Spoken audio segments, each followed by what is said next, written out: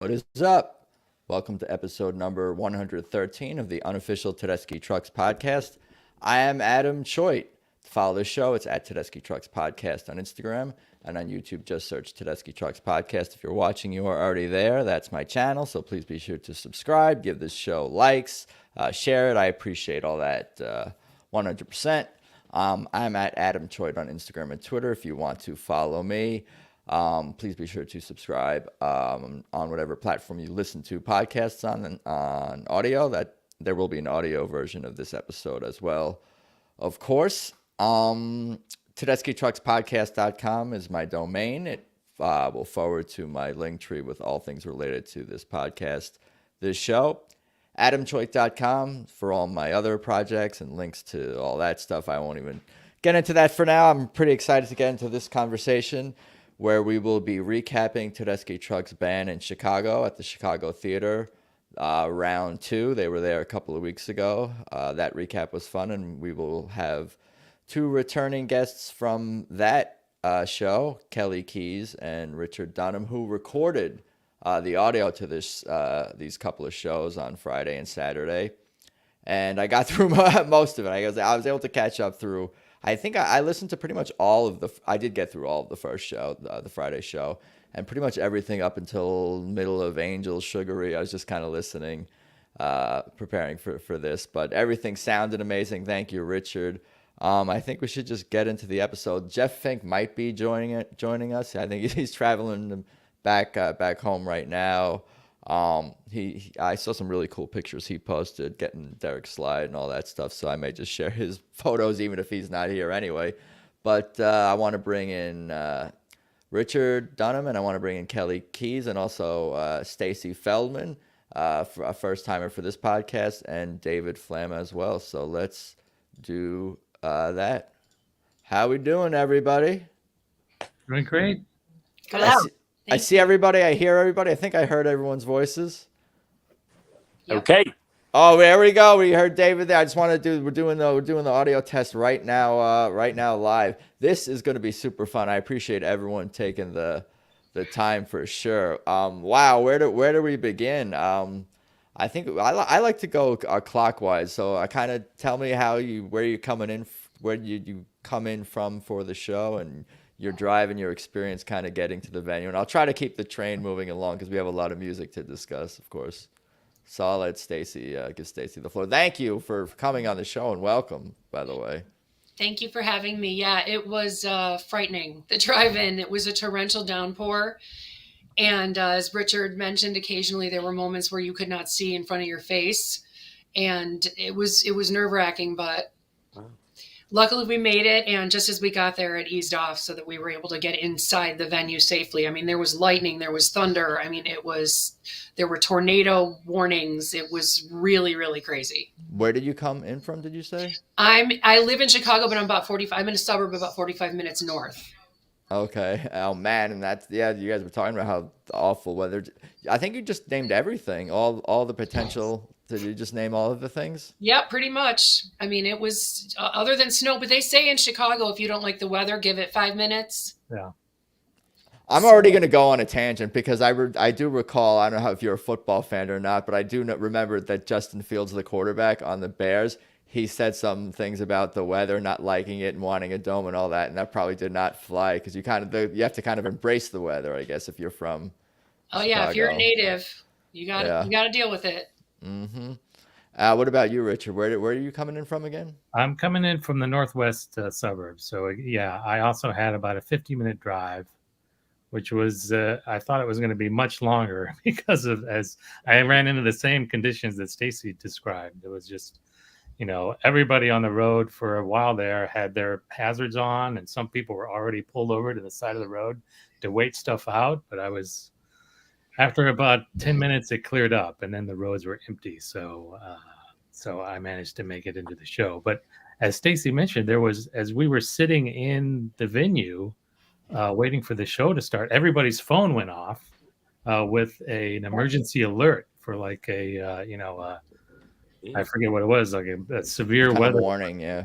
And then I was scrolling Twitter before the show, and I saw that you know, a few miles away, not a few miles, but over by Rockford, which is maybe about 40, 50 miles away, a tornado hit a music venue and tore the roof off.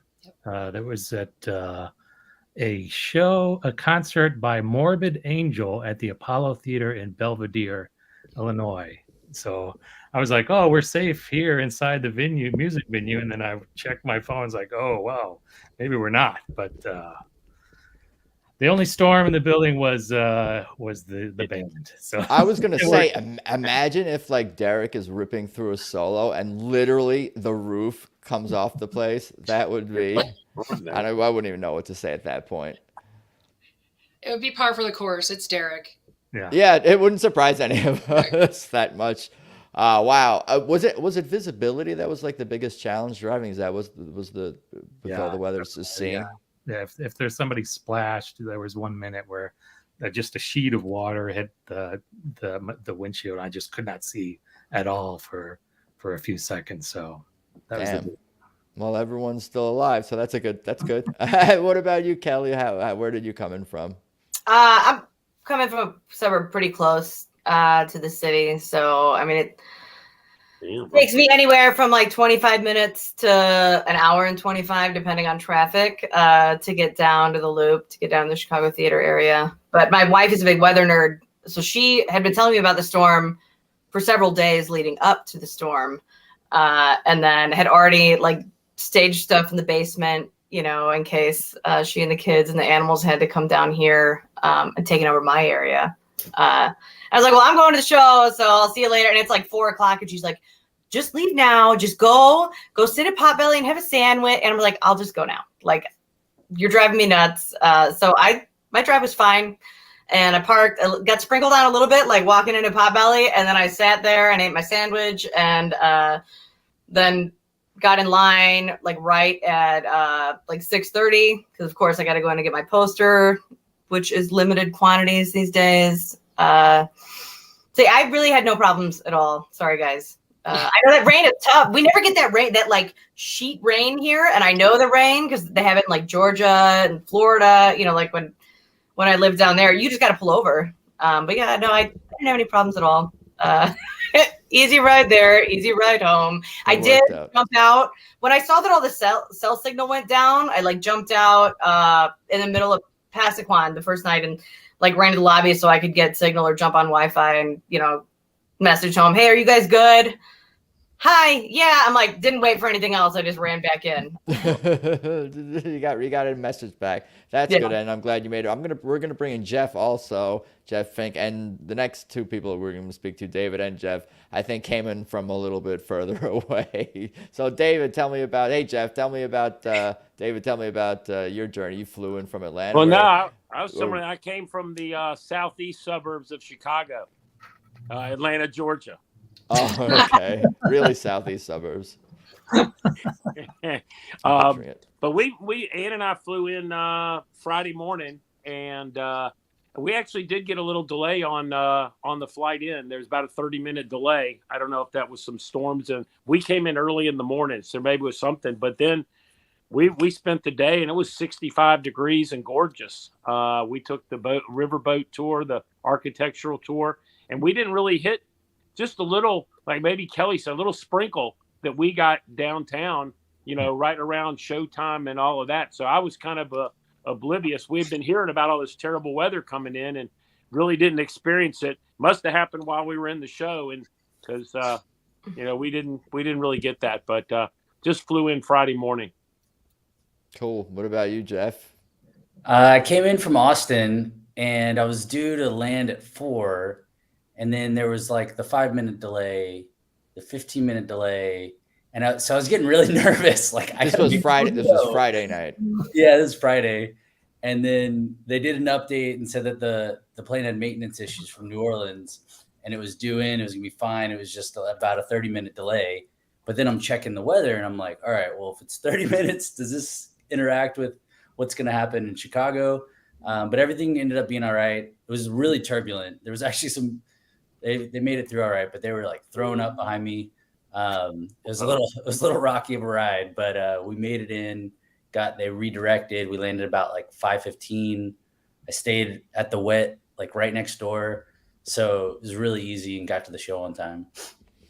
In some ways, I feel like I mean, you guys can maybe speak to this, especially those who had a little bit more challenges getting to the venue. Does it make it more rewarding? I mean, obviously, we'd rather not have challenges and weather and all this stuff, but in some ways, does it make it more rewarding when you're finally at your seat or standing in front of your seat and hearing the music and you're finally there? Does it feel? It's almost like I feel like in the shows where I had more challenges or getting to when you're finally there, it's like even almost more of an emotional release and relief. Like, can you guys speak to that? Does that make any sense? It does definitely make it more memorable, right?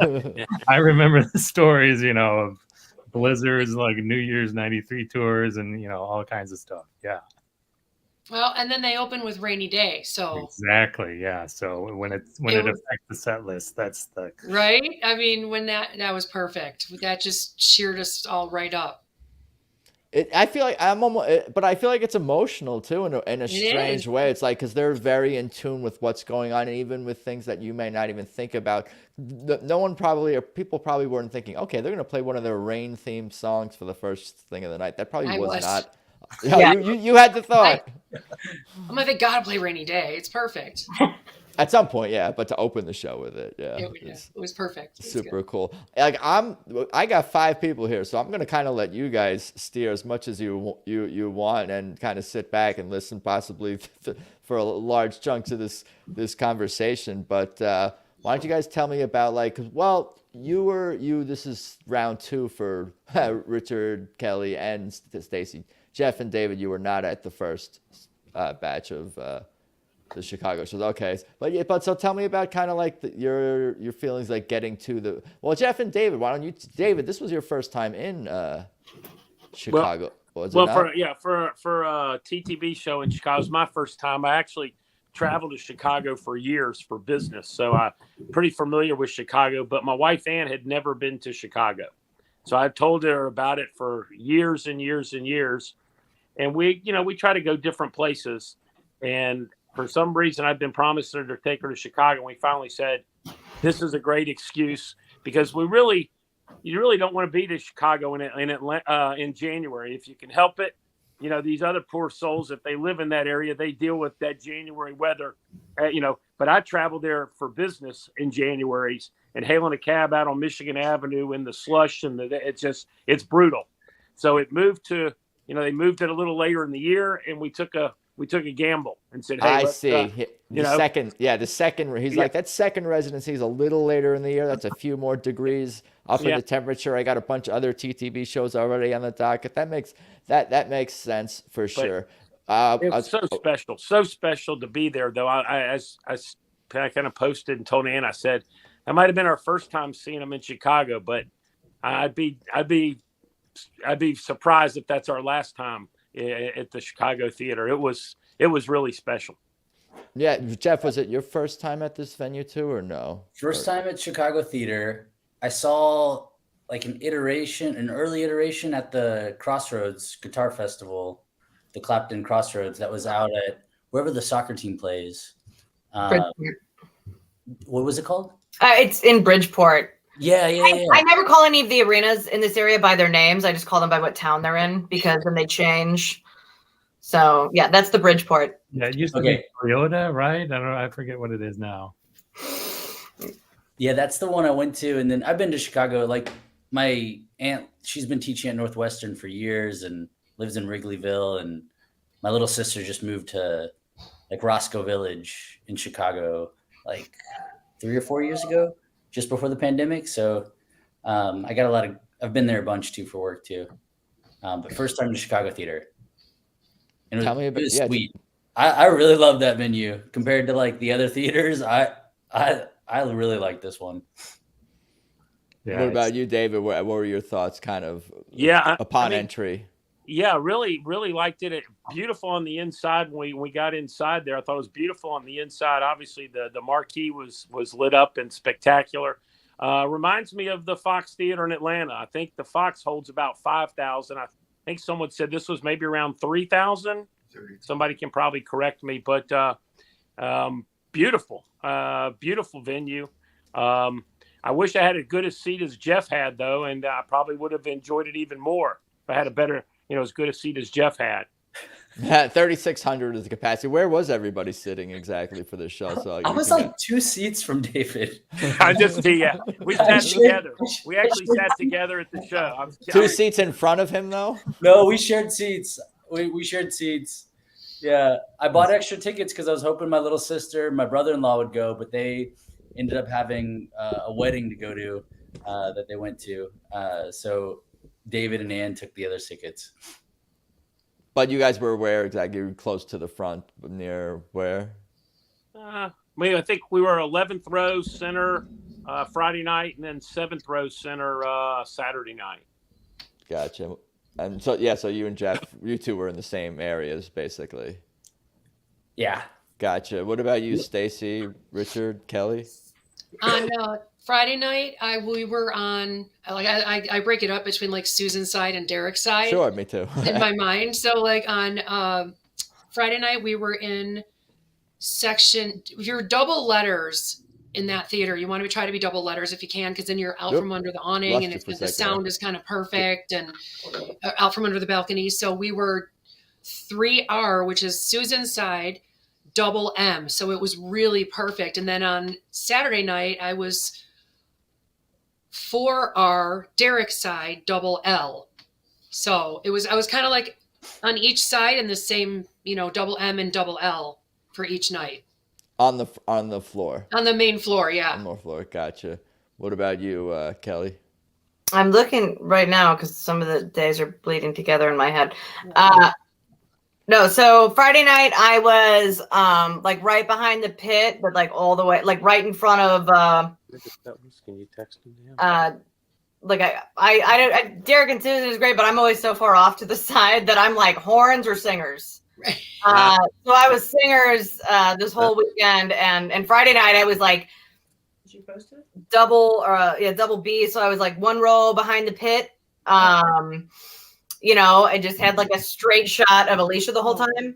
And then last night I was a little bit further back and all the way to the right, but still on the ground floor, still out from underneath the awning. I had kind of like, there's like 3 seats on the very end side where there's nobody in front of you, because then they really wouldn't be able to see. So I was up there. Gotcha. What about you, Richard?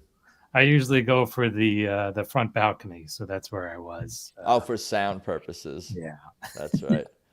Very, very cool. Good stuff. Yeah, sounds like you guys. And the sound. What about the sound? I'm sure it was amazing. I thought it was great. Yeah, great sound. Great sound. You go, David. You go, David. No, great sound. I thought the sound was great in there. No complaint. Love the crowd. The energy in the room both nights was, off the charts. Great, knowledgeable crowd, respectful crowd.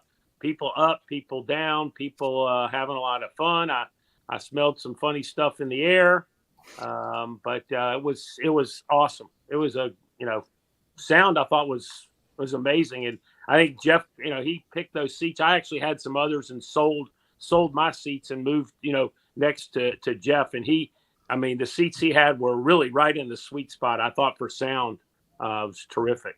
Yeah, dead center. So I got the posters here pulled up. Kelly's. You said you got one of these here? I got both foils. I got Friday and Saturday. Super shiny stuff. One in blue, I came home with Friday's, the blue one. And my wife was like, "That's really pretty." I'm like, "Yeah, tonight it's pink." And she's like, "You should get that one too." And I was like, "All right." I didn't know I could get to. I'm doing it.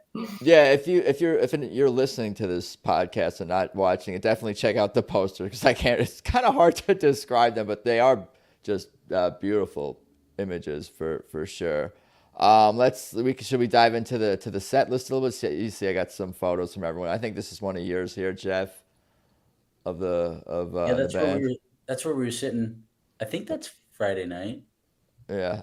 Midnight was Saturday, I think. Midnight in Harlem was Saturday night. Yes. With the moon. I don't know. You're They right. ran together, 4 great sets. So, And Gabe and Derek, we got one here.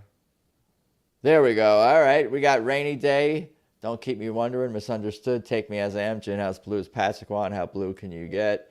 So where First do you find this set list?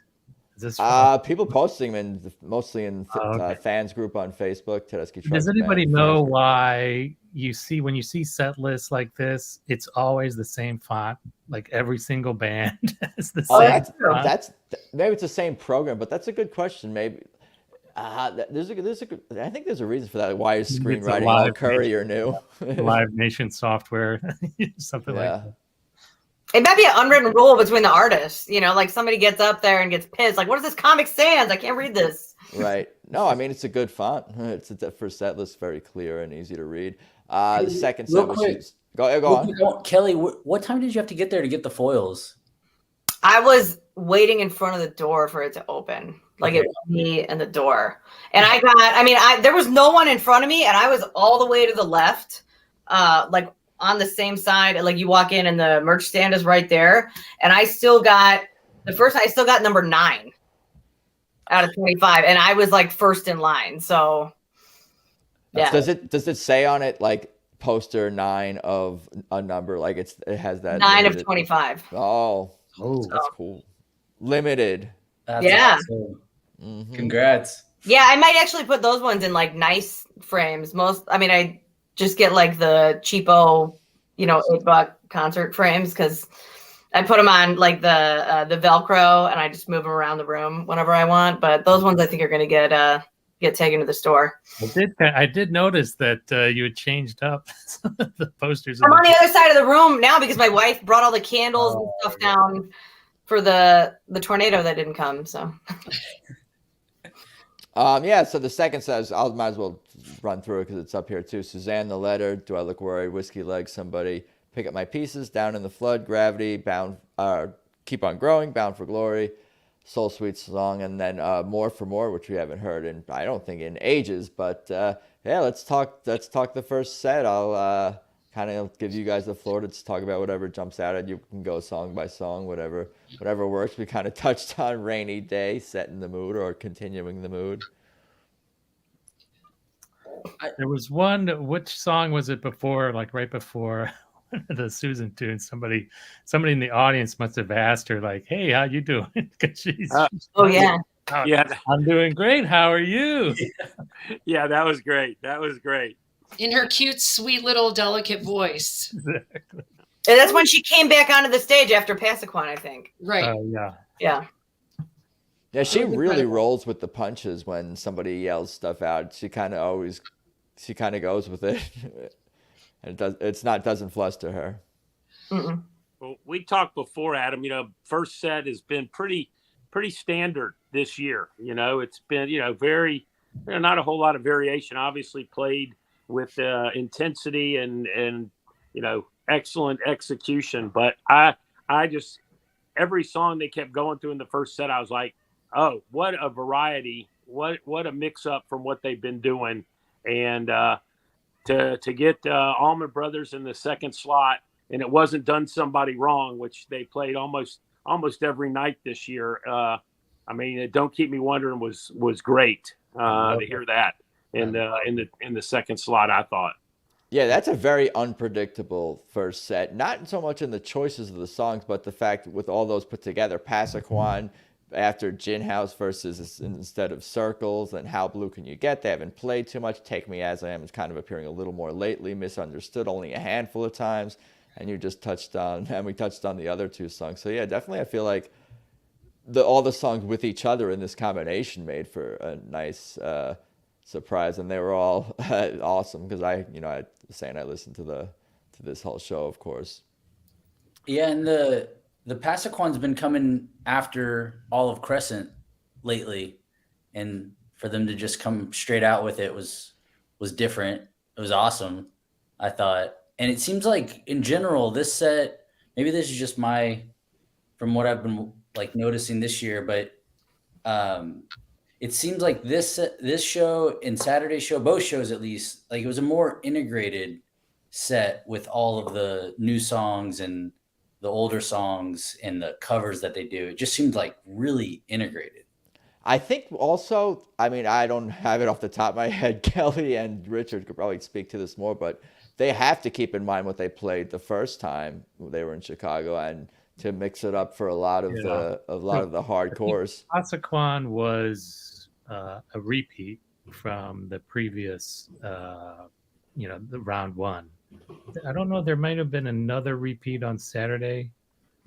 I can't remember, but Passaquan, and I think, I mean, I recognized Misunderstood because they had played it, I think, last year at the residency, but I loved it, so I was really happy to hear that again. Funky, great tune. It's funky, great tune.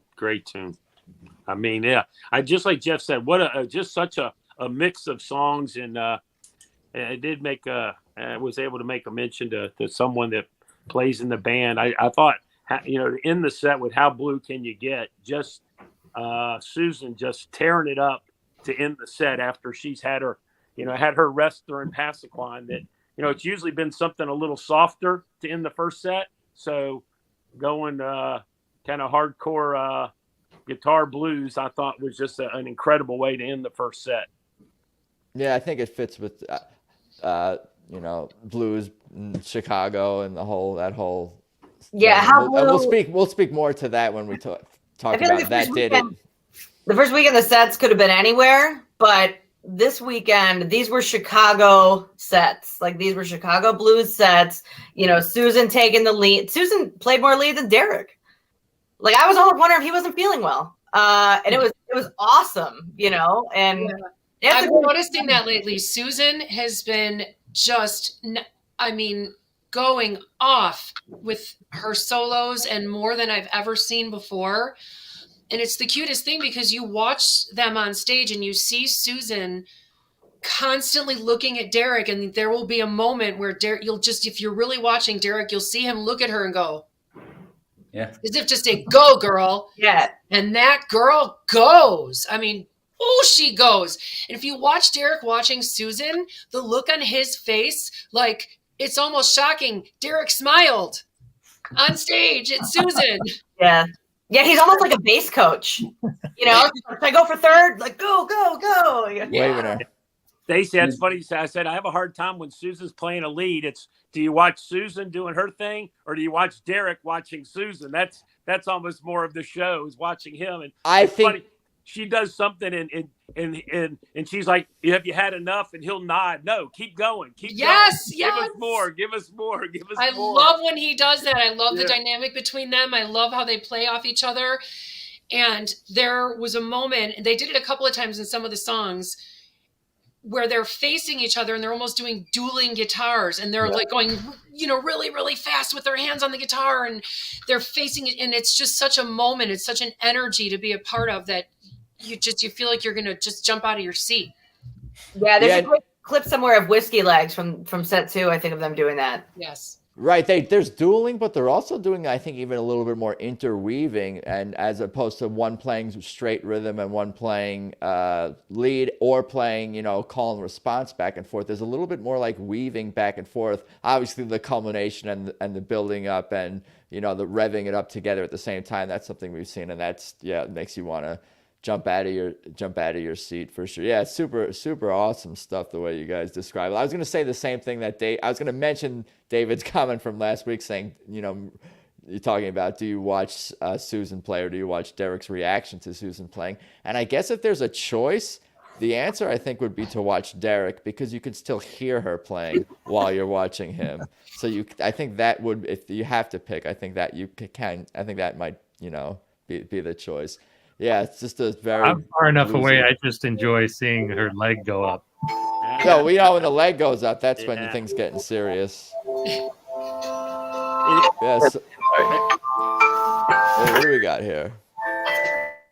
I noticed moments too where, like in that same vein, where Derek's like eyebrows. Sometimes when you're closer, you can see like his eyebrows kind of raise when he hears something. Yeah. He's like, "Oh, okay, I like that." And you can just tell there's like a movement towards her. Can't get eyebrows from the balcony. Yeah. But we appreciate the tapes. It's also interesting. Her leads are different depending on which guitar she's playing. I know with the Les Paul, she likes the wah-wah pedal and kind of goes there versus, you know, the others. So it's just, yeah, it's really interesting to see her doing different things on different guitars. And I made the comment to Jeff. I said, I think this was Anna my 10th show of the year, and said my favorite first set of all the shows I've seen this year. That was my favorite first set. It just, again, such a mix. I love Gin House Blues. You know, Mike and Gabe's keys on that. And then you get Take Me As I Am with, you know, Mark and Susan. I mean, there was just so much variety in that first set. It just made it, I think, my favorite of the year so far.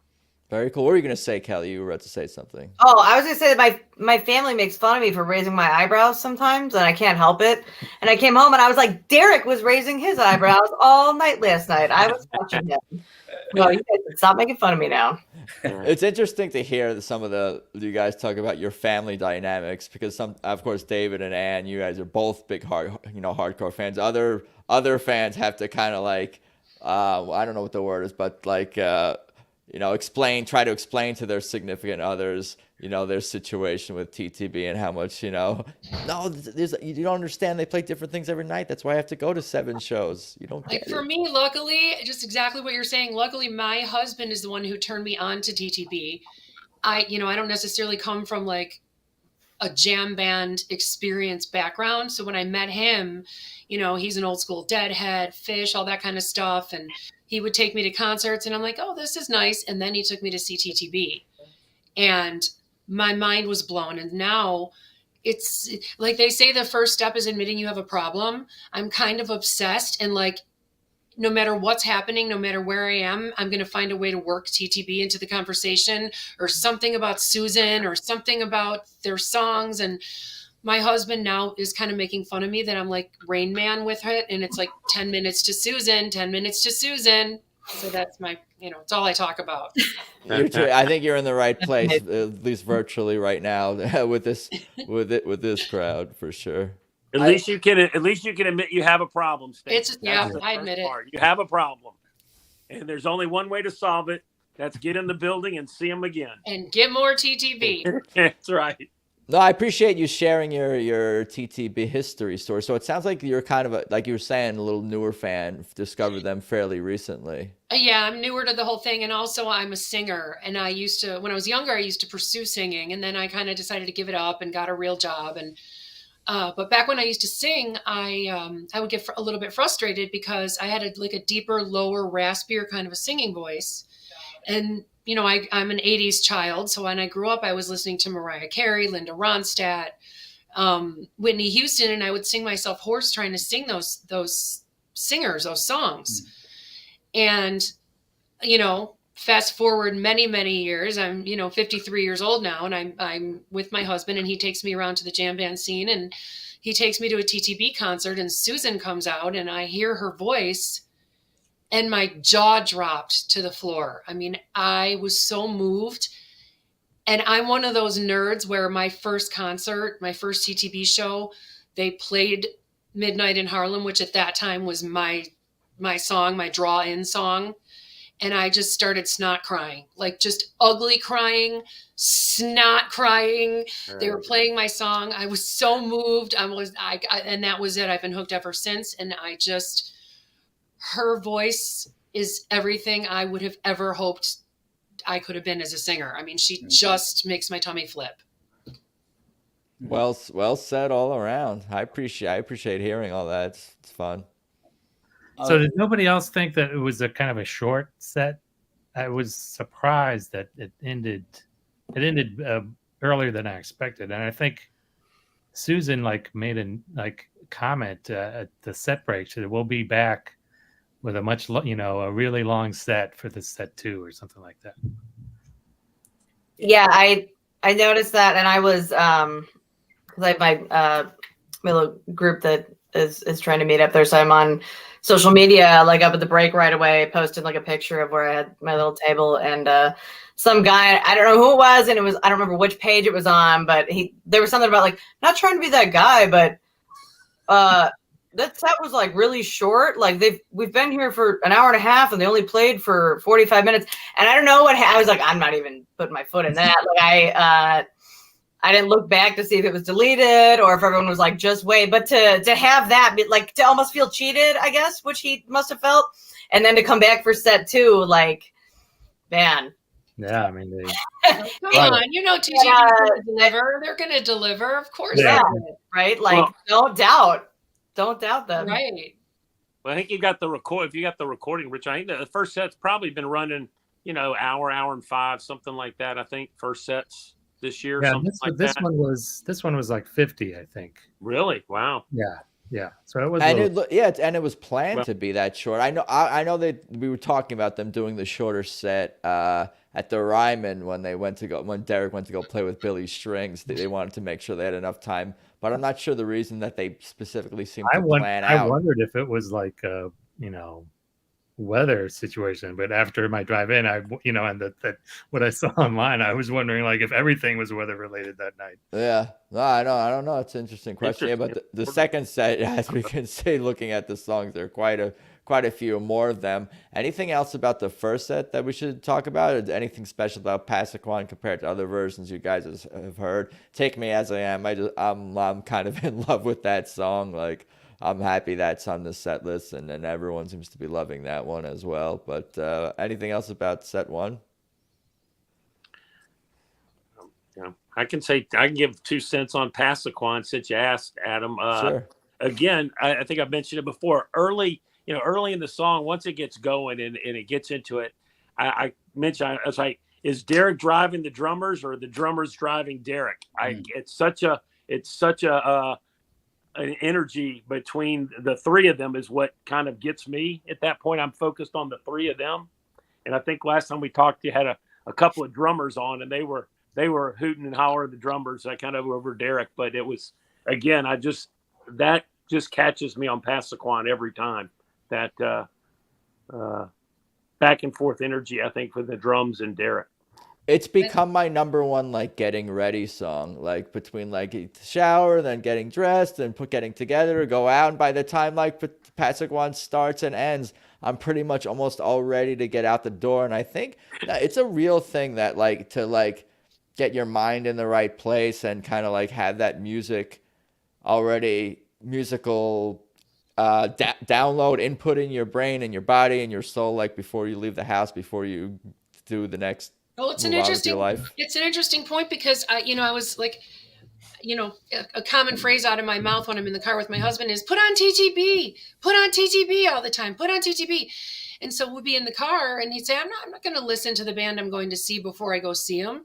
And it's interesting because there seems to be 2 camps on that. Do you like to pregame by listening to the band that you're going to see? Everybody's laughing because, right? Not or the day of. Not. And now for me, I do, because I want to know as many songs as I can know and be familiar so that when they come on, I'm like, oh, I can jump around. Plus, I can't get enough. It's TTB.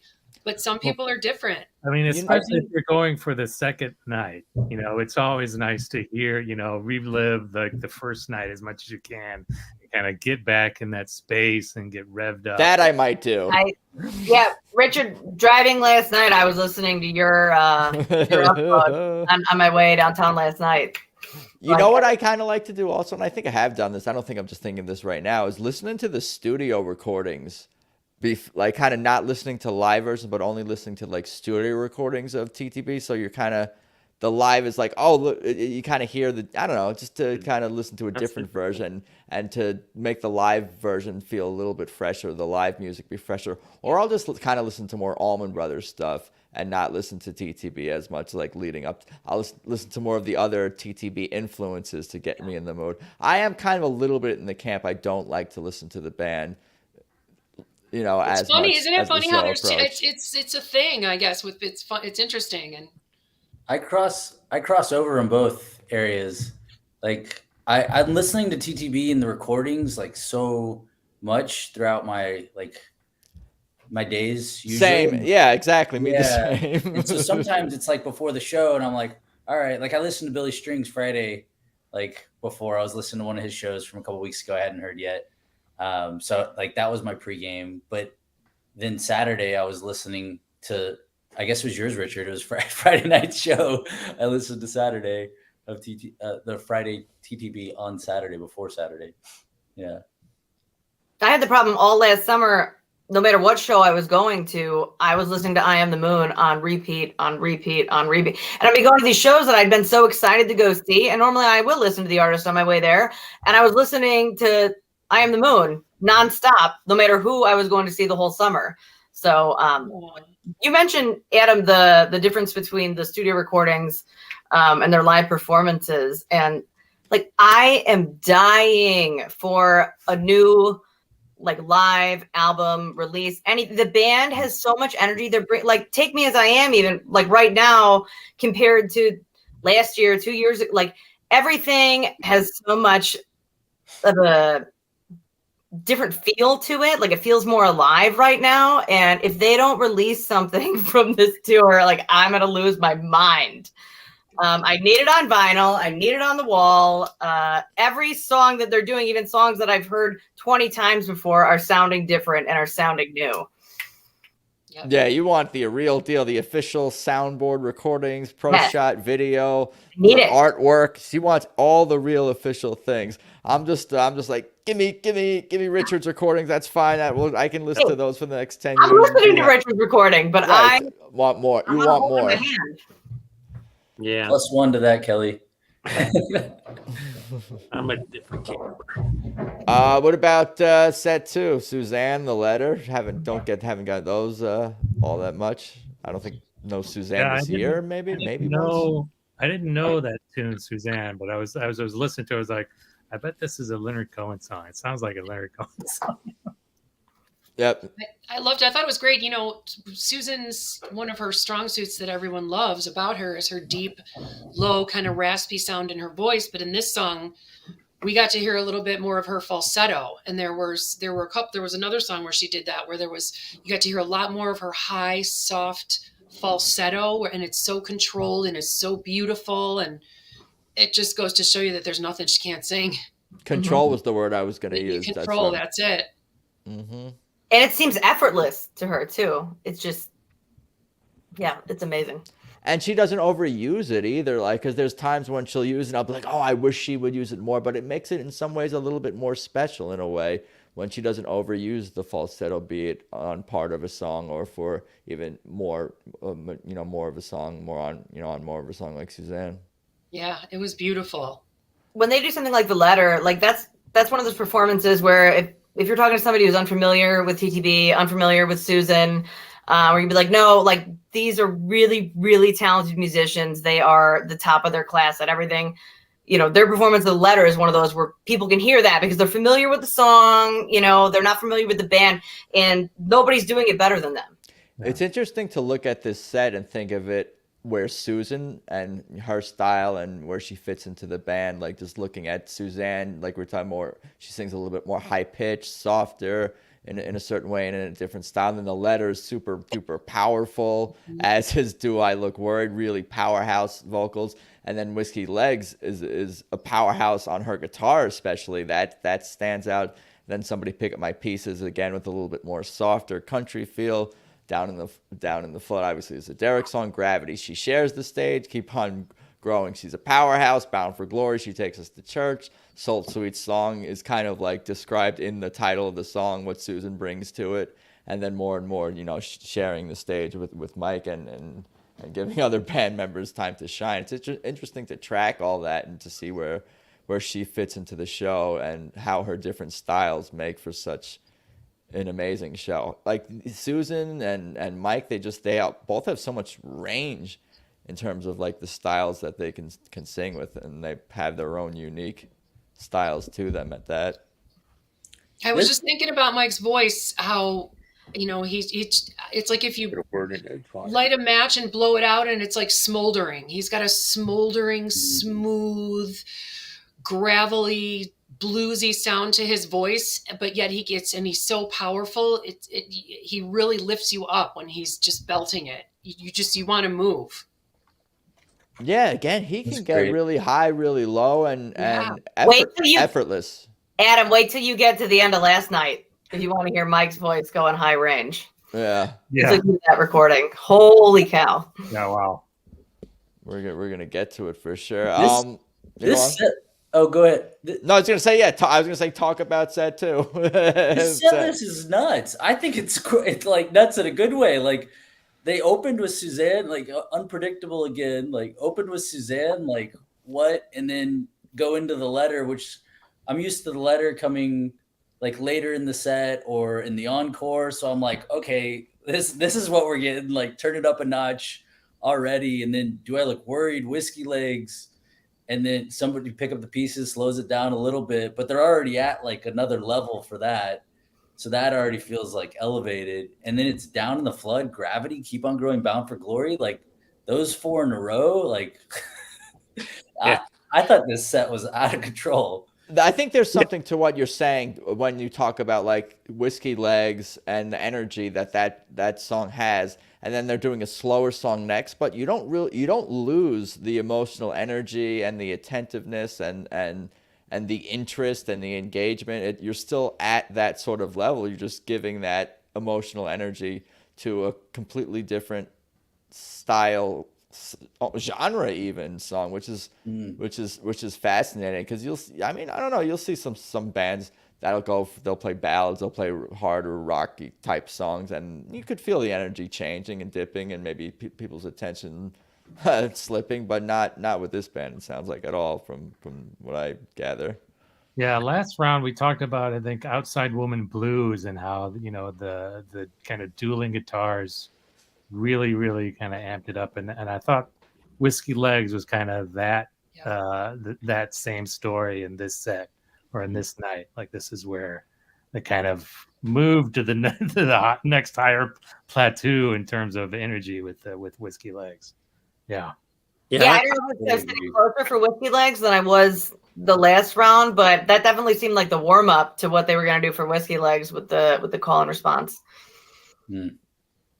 I found a couple of things I thought about the second set. A couple of times I'm probably hitting Jeff going, can you believe this set? Can you believe this set? Hitting him on my left, I'm hitting Ann on my right, going nuts. And I thought what really stood out to me as unusual was Susan doing the first 2 songs without guitar.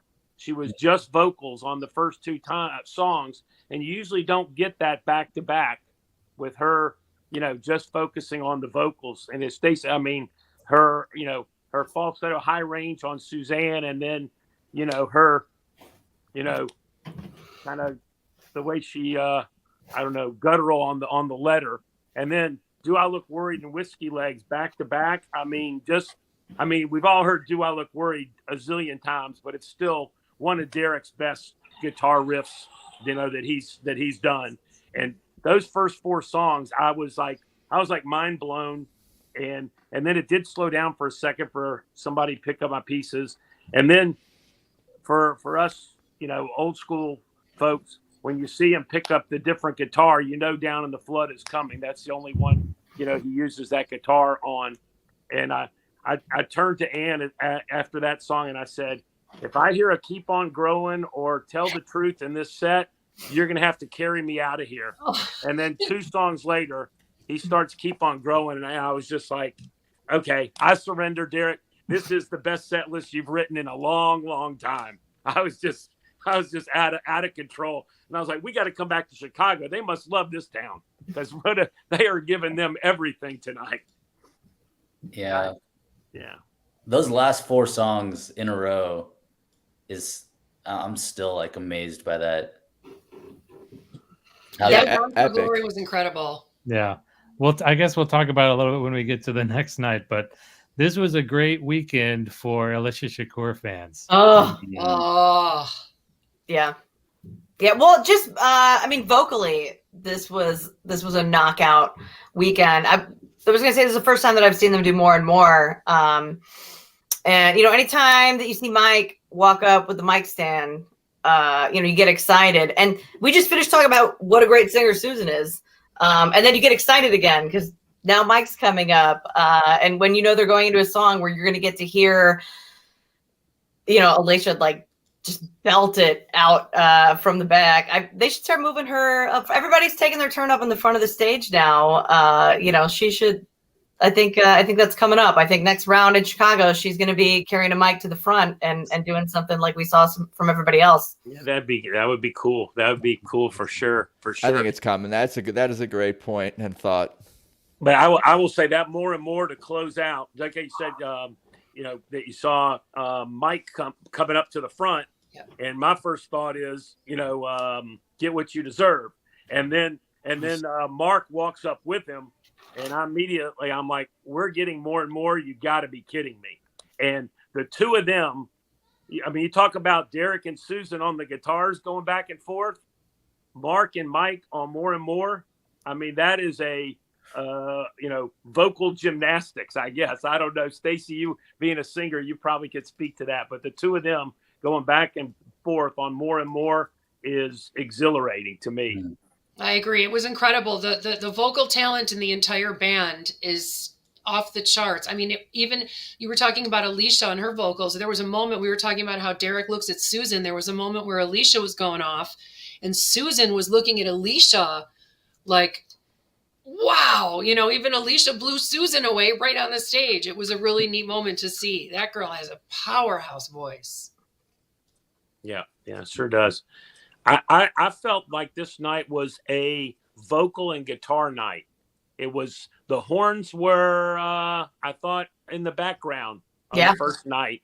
And they certainly came out night two. But this more vocals and guitar, I thought, and I think, one of you said even that Susan really kind of took more of the guitar parts than Derek, maybe overall in the evening. I thought, yeah, I agree. And I thought Gabe was on fire this night. Yeah. Like he was on something. He was on another level. Like, just somebody wrote, I think on Facebook, tickling the keys. But I mean, I guess that explains it well. But he was soloing and moving through the keyboard and his riffs and just hitting the mark. And then he was using the organ. And I think Saturday night, was when it started getting a little funky, like funkier than I'm usual, which I loved. Yeah. But Gabe stood out to me this night, and I'm with you, Dave. I don't think there was any second night. I was like waiting. I was like ready for horns because I don't think there was one horn solo this night. There wasn't. No. Interesting. Anything else about this set we should talk about before diving into the next one? I'm taking up a lot of your guys' time already. Was More and More the first time they played that this year? I feel like it's been a long time since they played that. Yeah, I think it's been a while, Adam. I think it's been a while. It is definitely the first time this year. I would venture to bet on that. That might have blown the roof off the place. That might have been a time for the roof to blow off if it was gonna happen. Good stuff though. Anything else we got on this show? Otherwise, we'll just that I feel like it's really neat to see. I'm not sure, but I think when I was waiting in line to get a picture, I was talking to the security person there, and he said that they're off for 3 weeks now. I think that they're getting a 3-week break. So I was prepared to show up Saturday night knowing that they're off for 3 weeks. They're going to go off. Like, they're going to maybe try some new stuff. Maybe they're going to, and they did. They, like you guys were talking about, Mike got to come up, everybody got to be showcased, it seemed like, a little more. They went a half hour past curfew. Right. They played late. Everybody toward the end was just in a giddy mood. You could see on stage that they were almost like, let's go for it. We're off for 3 weeks. Let's play. Let's go crazy. And that, I think, is a big part of why the energy from the show Saturday night was so incredible, because I think they knew they were going to be off. So they're going to play their little hearts out more than normal. Yep. Yeah. As you get closer to the dates, you get to look a little bit more closely as, now they're off. When you're buying tickets to this stuff, it's like, they're here. I got to buy this, got to buy this. And last night is a perfect example of why I have serious FOMO about not going to a show if I can get to it. Because if I would have missed last night, oh my God, that is why I have to go to every show. 100%. I feel you. Yeah, What is it? Yeah, sorry, that saying people have of "don't miss a Sunday show." I'm like, don't miss a TTB show. I don't care what day of the week it is. Don't miss it. You know what it is? I agree with you. My strategy, because I've been trying to get a picture for my forever with them, and I finally was able to get it. But my strategy was I left before encore, so I had to miss the last two songs on Friday night, and I was thinking about it in my mind, and it was a gamble. It was either miss two songs of TTB, which I don't want to miss a second of them ever, but hopefully get a picture, or don't get a picture and stay inside, and so I decided picture.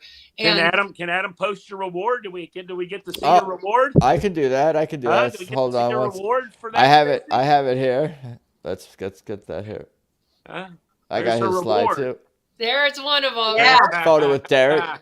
There you go. Very cool. Oh my gosh, my tummy flips just that I even got to meet them finally, and they were, everybody talks about how friendly they are, and they are so friendly. It's crazy.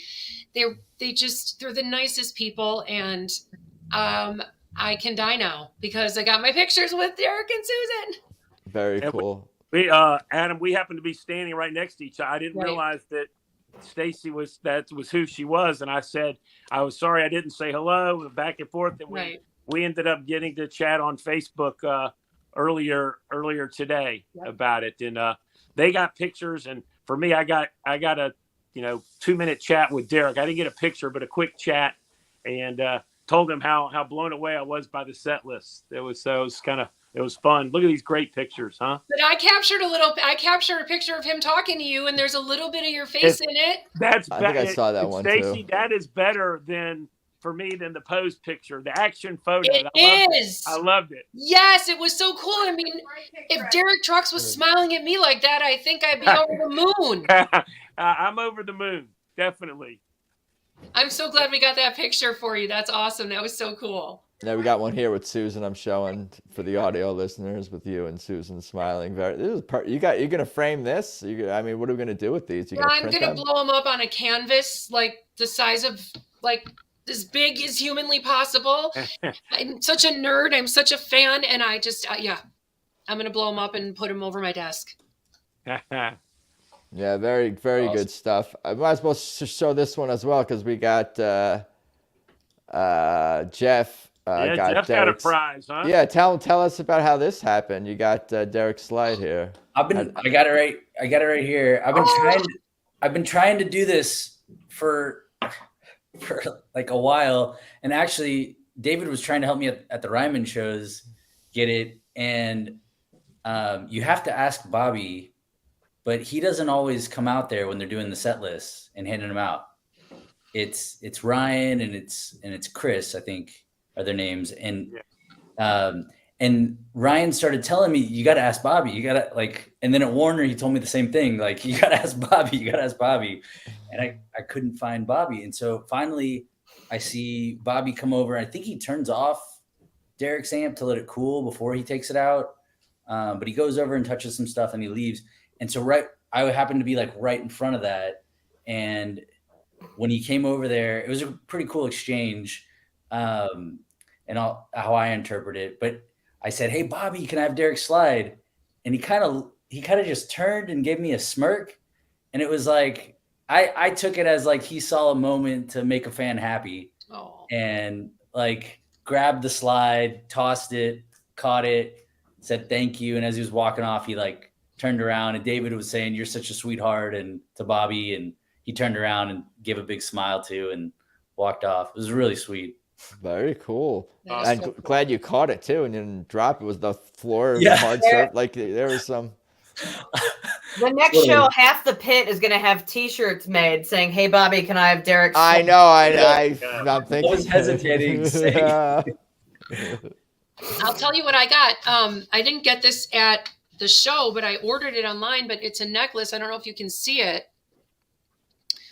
But it is a company called wearyourmusic.com.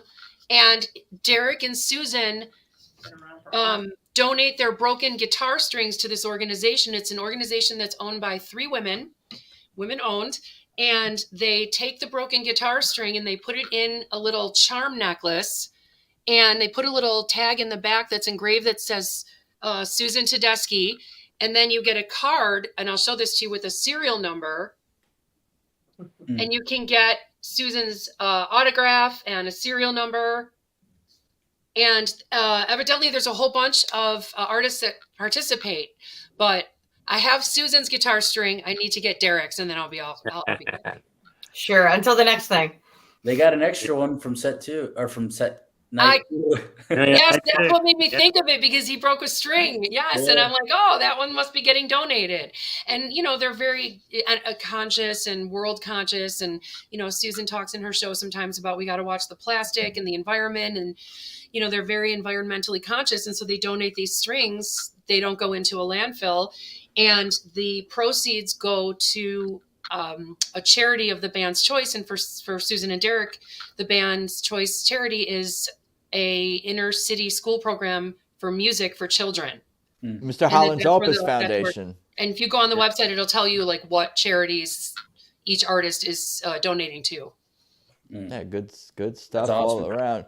Yeah, it's interesting to hear everybody's got their own little like niche interests in terms of even just collectibles within the TT world. I like to collect posters. I like to collect set lists or like there's so many pins. I know pins are a big thing too. I've done multiple episodes about pins, I think, too, with Julie Yule and all this stuff. Yeah, I'm looking at the website. It says Susan Tedeschi's selected charity is the Kofi Burbridge Music Matters. There, yes, I couldn't remember. Right. Thank you. Yeah, it's part of the Mr. Holland's Opus Foundation, and I volunteered actually on the Kofi Burbridge Day of Remembrance with.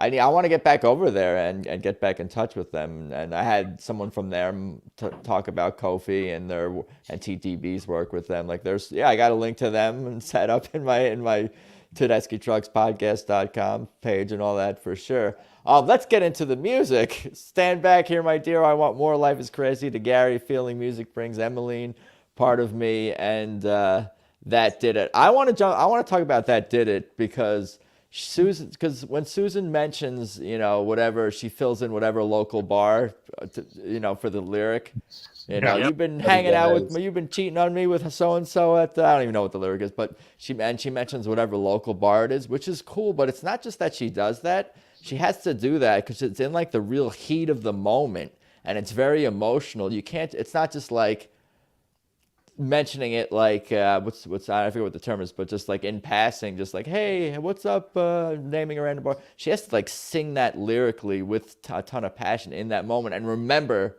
what city she's in at the same time. So I find that impressive, and that was just a super duper powerful moment. I love when they do that, did it, and kind of similar in a sense to the first night, first set, ending it with a more traditional but powerhouse blues. But I'll let you guys steer the conversation. It has, for the night at least, it has the record of leg raising. Yeah, it's a leg raising song. She called out Buddy Guys. Yeah, right. Buddy Guys. Yeah, that's right. That's what made me think of it. I loved opening up with Gabe, showcasing like right off the bat. I don't talk about him nearly as much as everybody else, but I'm such a fangirl for Gabe, like big time. I would go and pay that money just to sit and watch Gabe sit and tickle the keys as it is and sing. So that was an awesome opening for me. You know what's so cool about this band is, and we kind of talked about this talking about Midnight in Harlem, especially because they've been kind of playing different versions, going right into the song, playing it with intros, without intros, and different lengths and in different parts in different parts of the set. But with Stand Back, and here we actually got a Mr. Clean as well, I think, attached to it. That's not mentioned there, but it was only, looking at your recording, it was only like 5.5 minutes with Stand Back and Mr. Clean. And the fact that they could give you Stand Back and Mr. Clean in 5 minutes is just so impressive, that they could have all these different, they stretched that out, I think, to 10, 12 minutes for when they were closing the show. So it's like you really, really don't know what you're going to get. Like, you might not think, oh, they don't have enough time to play Stand Back and Mr. Clean, but they're going to fit in. They're very flexible with their own music. It was.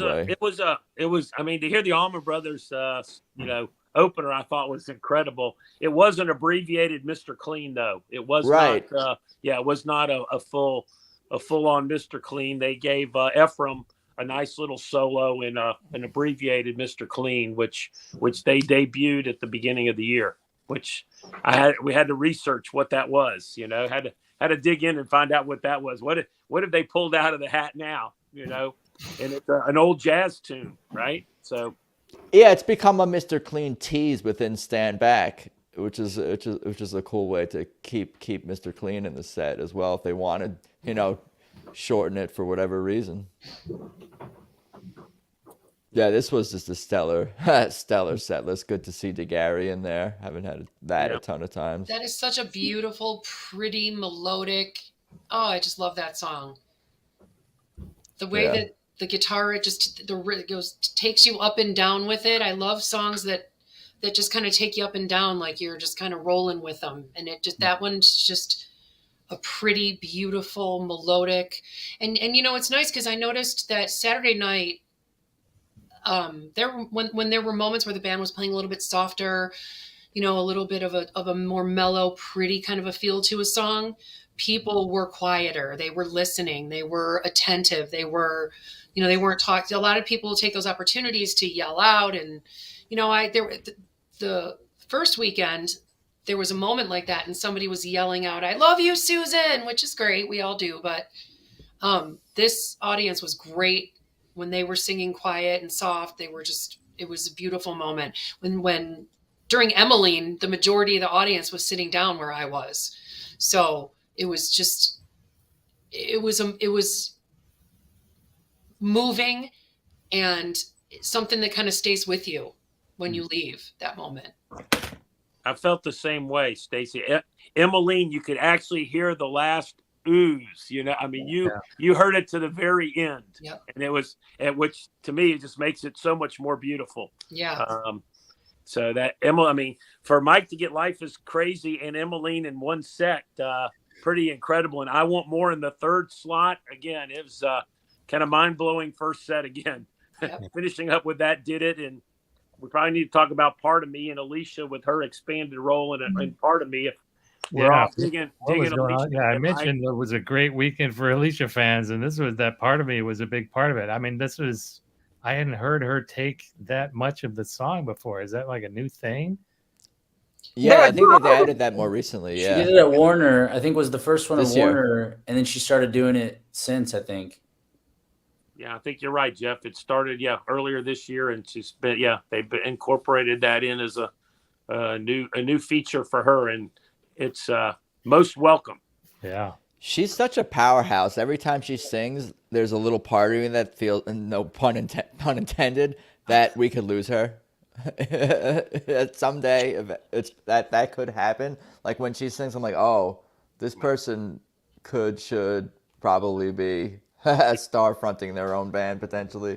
Hey, Don't all go. three of them on that back row could. I know that's a fear. Be head and lead singer in somebody's band. So don't tell them though. Yeah, I don't want to lose them. I think it's a good gig from what I gather. What's that? One of my favorite things now is when those guys are all getting their leads and going back and forth, is watching Stephanie like over on their side, because she's dancing like she is their biggest fan. And I'm talking about Elizabeth. Yeah, Elizabeth. This is the enjoyable part of the show for her. She's looking over and like she's getting into. I just watch her. It's like watching Derek watching Susan, right? And the background singers are singing. You look over at the horns and wait, and there's dancing and like grinning from ear to ear. You can feel how much the band like just gets along and likes each other and cheers for each other. And it's so cool. Like the energy falls right back on the crowd, They're music fans. I think we could forget that they are music fans, and they're also Tedeschi Trucks Band fans, and they're fans of these songs too. Like I'm thinking about my conversation with Kevy and how he like loves the songs and loves playing Tedeschi Trucks Band songs and being in this band, and feels the way feels about his band members the way you're describing, Kelly.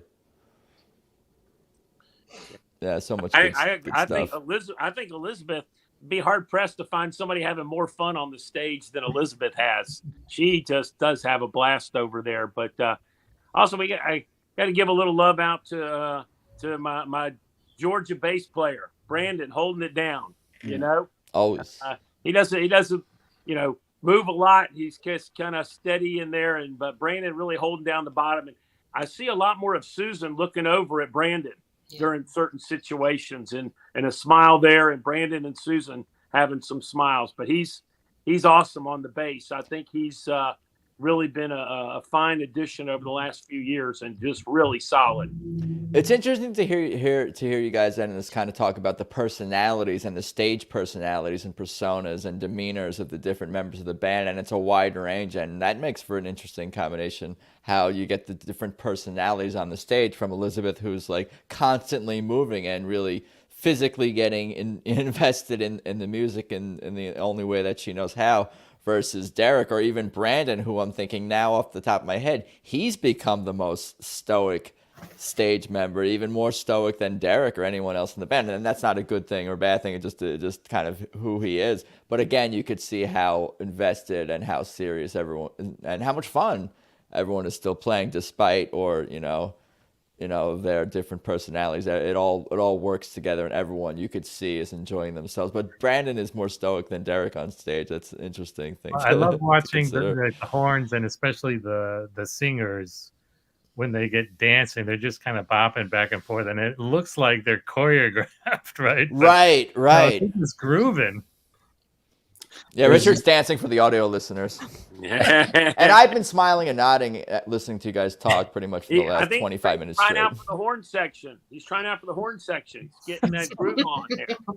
Right. Well, thinking about the Mad Dogs and the Englishmen, how they had like 25, 30 people on stage, however many it was, and everyone remotely connected to them ended up being a backup singer or a harmony singer in some capacity, or shaking a tambourine or something like.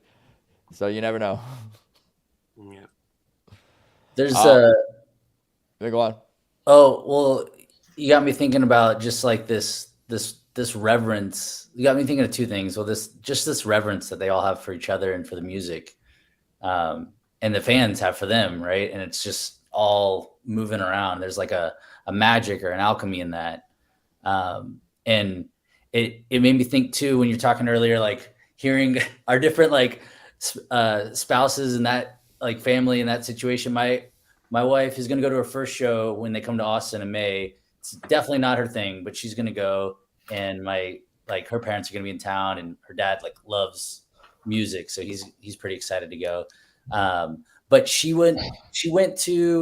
texted me the other day because she went to go, she started doing like jujitsu stuff. And the guy that trained George St. Pierre, who's like a famous guy in MMA, his trainer, like world renowned, moved to Austin. You can go and like find some of his sessions and train.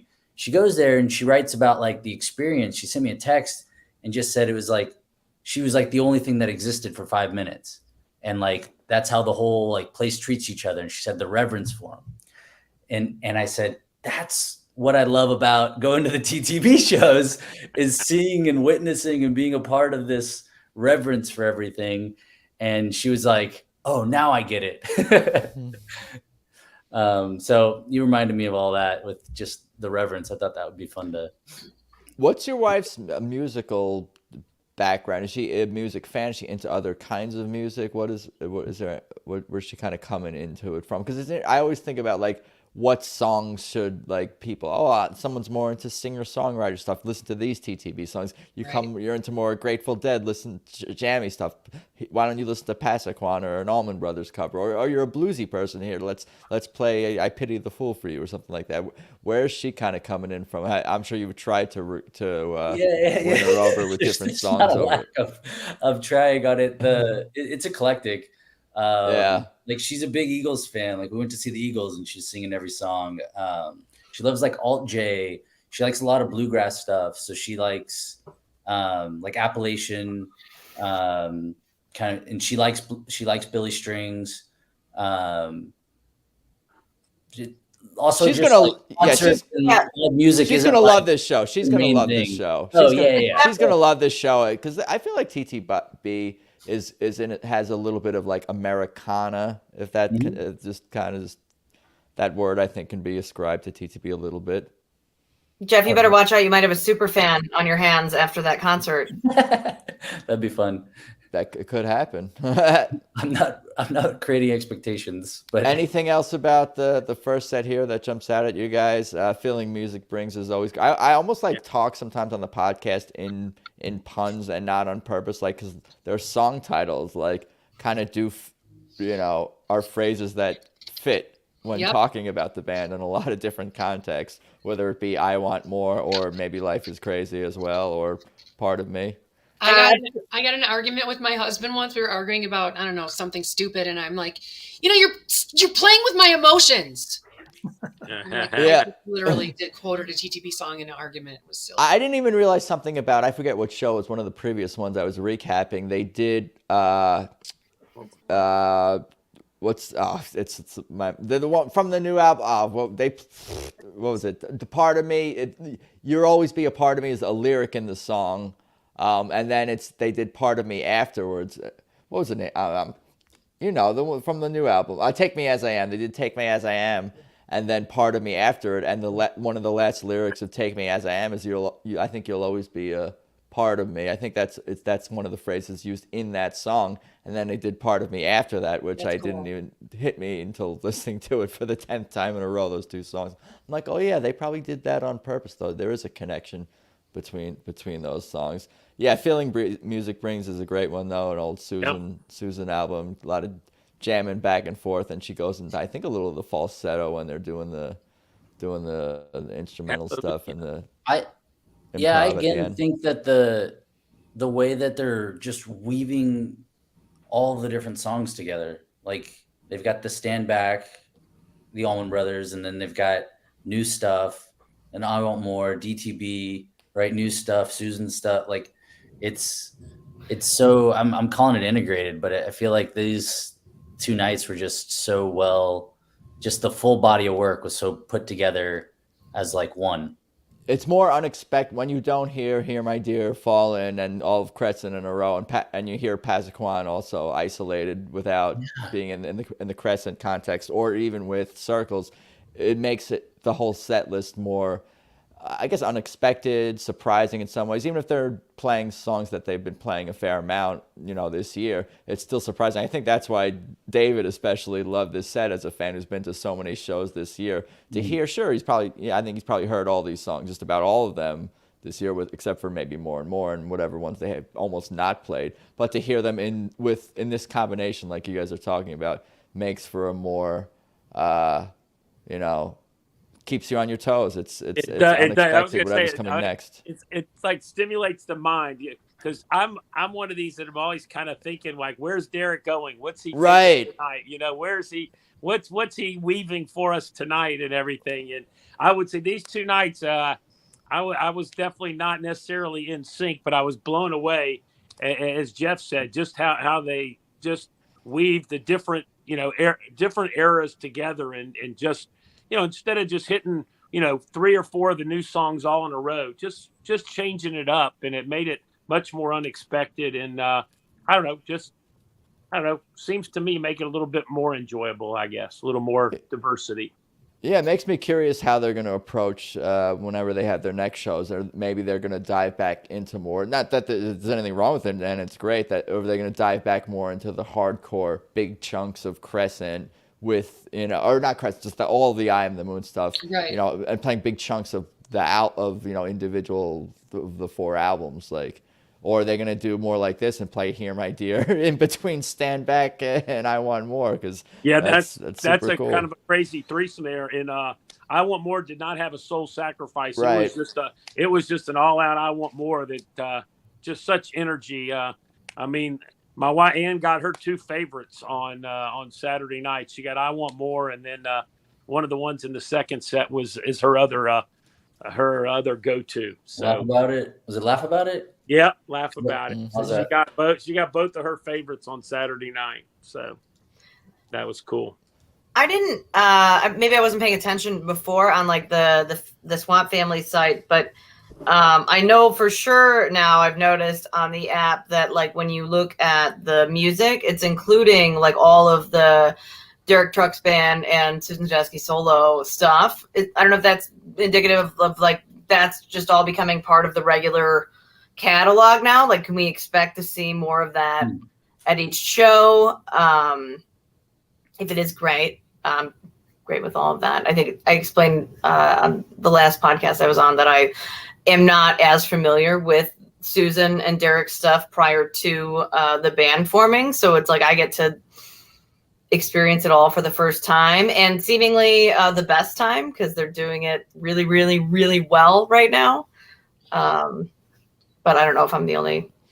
I think they had their. I think it was up there. They had Derek and Susan's solo career and albums up on their website. On the old site. Okay. Right. It was. Yeah. They redid the website in addition to the app as well. Let me ask you guys. Well, this maybe is better for offline or tech support. But I think we lose all of our like old whatever we had on the Swamp Family messages, and those boards. All those past boards are all gone or what? Because I think we're all starting fresh essentially. Is that what this is, or did I miss something? That's what it looked like to me. That's totally fine. I'm just making sure because it's all throwing more. Some of the stuff, like I was messaging back and forth right before the switch with someone regarding tickets, like on the ticket swap element of the fan group, and it was difficult. I couldn't get back to it, but I know that they're working on it and getting it organized. Right. Which is when it first went up. Right now, what I had to do is they told you had to use a different, same email that you signed up with, but a different password. But even after I did that, I still had some trouble until I logged out and then logged back in again, even with my new password. Once I did that, everything seemed to be, I have access to everything. The only thing I can't figure out where to find is my presale code, like where you get your presale code. I can look for that. Right. Yeah. No. I think you can, or I did make a new username as well, which I wasn't sure what we were supposed to do. I don't know how interesting this is to everybody listening, but probably the majority of people who are listening to this probably are members of the Swamp Family Club and hardcore TTB fans anyway. So this information is probably helpful and useful. And if anyone can be sympathetic and empathetic towards,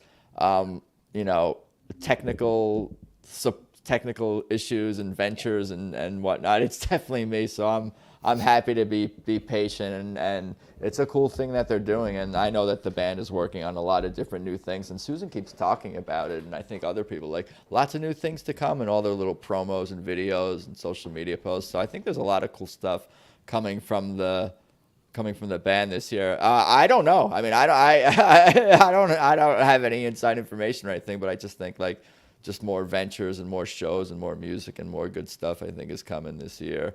Live album release. What's that? A live album release. Yeah. We know what Kelly wants. Kelly's like, give me my live album right now. Does that app mean we get a live album? These things. Maybe I need you to get like a picture of what the album would look like and post it to make it real. We could do a mock-up. Manifest it. Yes. Go on, Dave. I was just going going to say, we were talking earlier about different camps and stuff, about listening before and after and all. My big thing has been for richer people like you and Ed Gendelman and all who give us those great recordings. I download all those on a USB, and my favorite thing is to listen to concerts that I've been to, and it puts me back in that room, who I was with that night, whatever. It just takes me back, and I kind of relive that night, as opposed to listening to a studio album or, a recording. If they give us, a song from this show, a song from that. I just love listening to ones, like go back and listen to a Beacon show or something from the Ryman or one of the Fireside Live shows and go back and listen to that. Other thing I was thinking when Kelly, you were talking about the old music, and I think what's kind of cool now is TTB doing Susan songs, or you're now with a 12-piece, getting that music with maybe a little bit fuller than it was done with smaller groups, both on the Susan and the Derek side.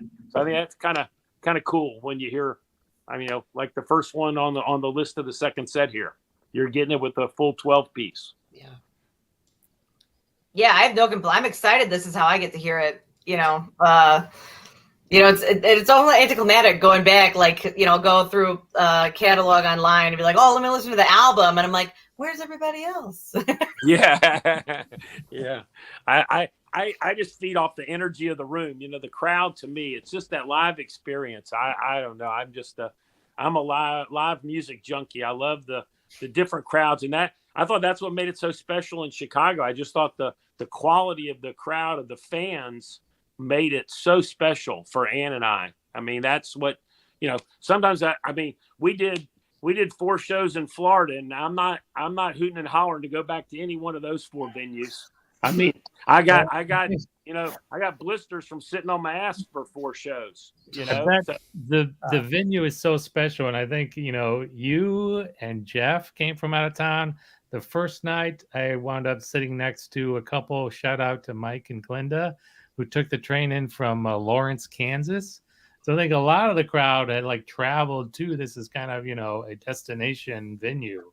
Yeah. So a lot of people had traveled. So, they're probably going to be more invested and more respectful and want to make this it's a special experience for them, but special experience for me too. I love that venue. Once you go to that venue, you're like, how many times a year can I get inside this room? It's nice. It's got to be great for you, for the locals, though, to have people that want to come from all over and experience such a great venue and atmosphere that you guys provide. So we thank you, Chicagoans, for that.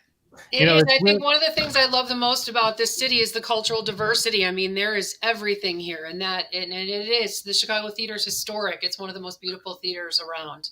It's funny because how many artists you see at the Chicago Theater talk about seeing other artists at the Chicago Theater. Like the first round, Susan was talking about, the last time we saw Leon Russell was in this room. Yeah, so let's play this song. And I saw, somebody else at I saw Trey Anastasio he did some shows at the end of October, and he's talking about how one of the top 5 concerts he had seen was Tom Waits at the Chicago Theater. So yeah. And then did anybody else catch Susan? I think it was Friday night. She made some reference to Jane Goodall being at the Chicago Theater a couple weeks ago. What was that about? I do remember hearing that, but I don't know exactly what that was. There was some event of some kind. I think Gabe had posted about going to it. I didn't know Susan had been a part of it. But when she mentioned it, I was like, oh yeah, he did. Because they were in town and he was excited about going or right on or another. I'm obviously not in the know. What about the music? Blind, Crippled, and Crazy. I'm happy to see that one. This is the set. I think this is the one where when it started, did it start with the drums where I thought it sounds like Gilded Splinters, or maybe there's yeah, a little bit. Yes. Eric and Tyler or Falcon were looking at each other and looked like they were kind of playing with each other before it got going. I think it was here. I can hear the drums are a little similar on Blind, Crippled, and Crazy, and Gilded Splinters.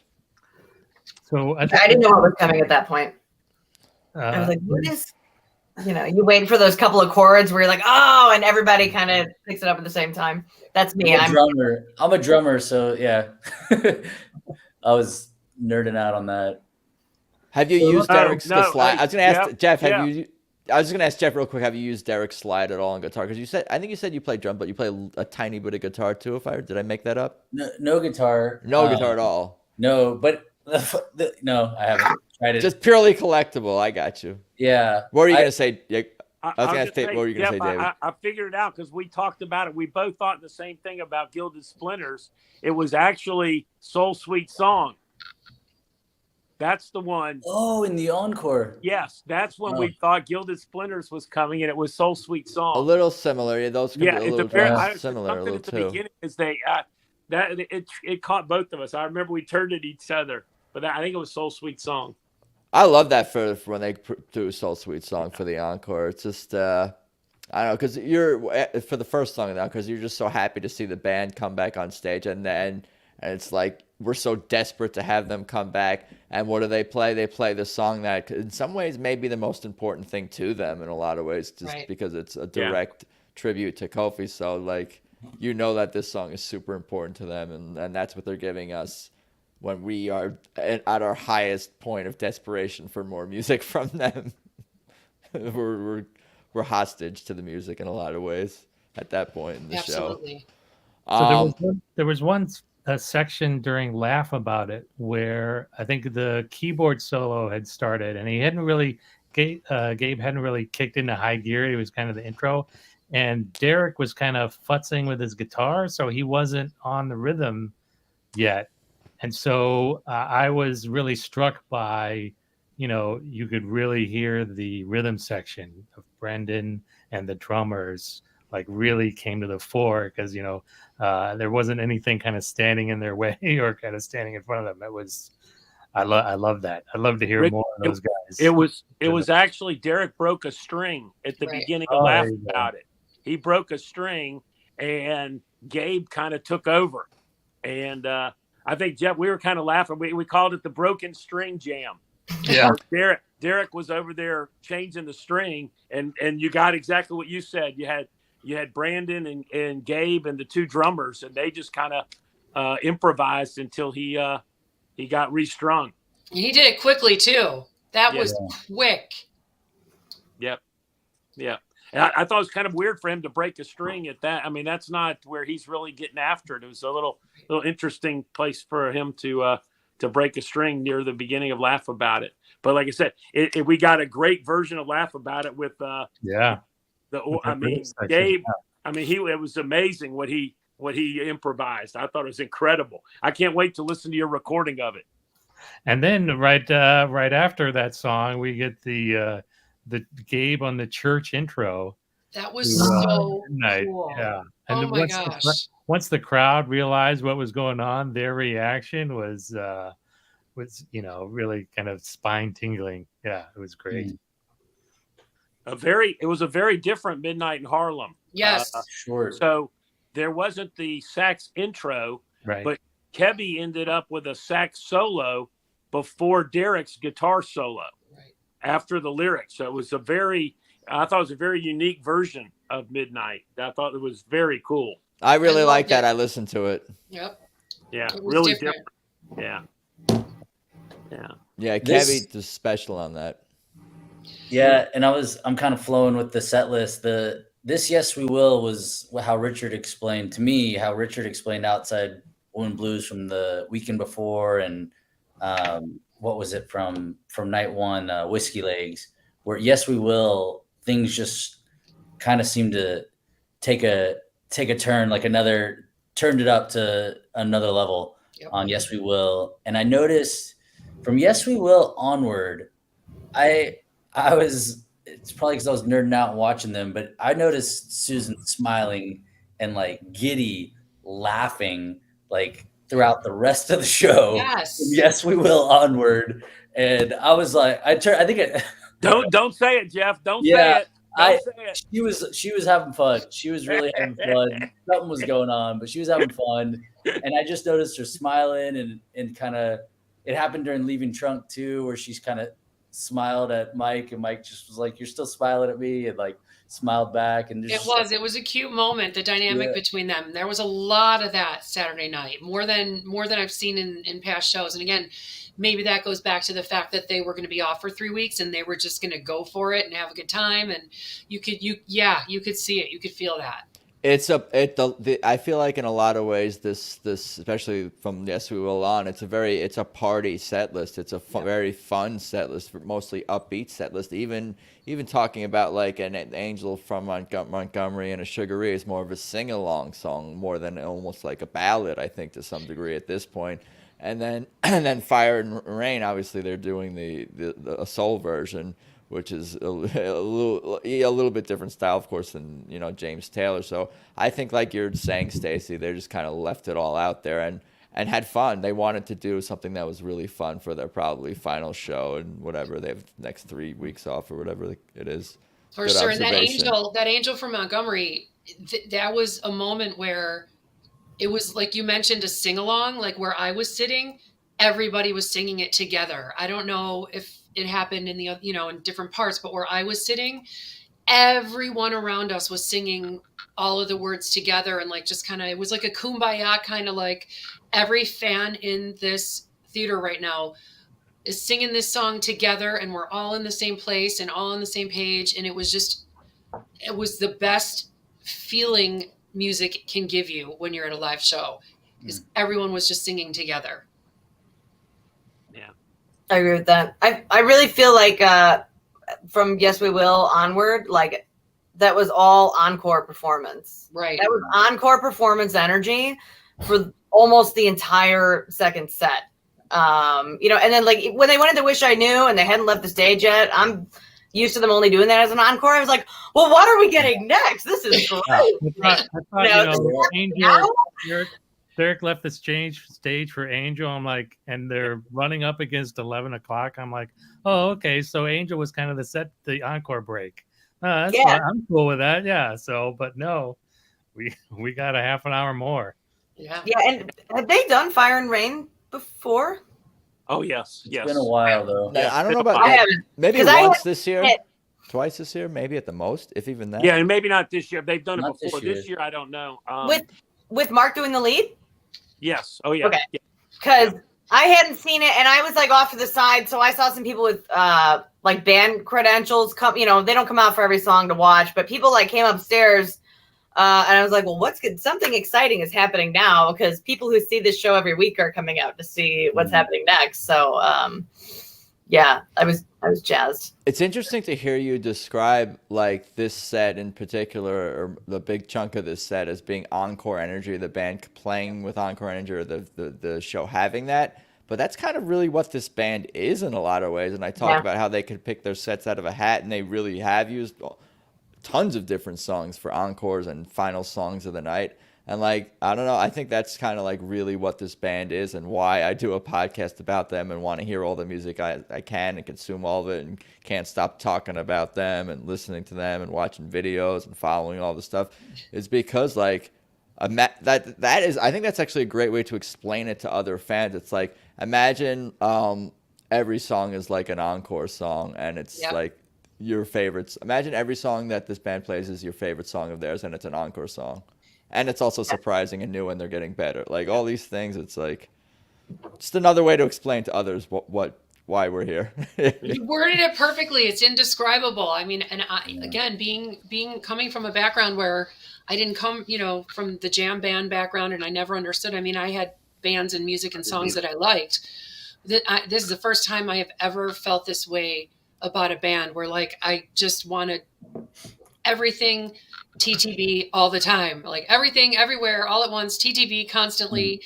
I'm talking about them. I'm listening to them. I'm, looking at set lists, looking up old performances, and being late to the party.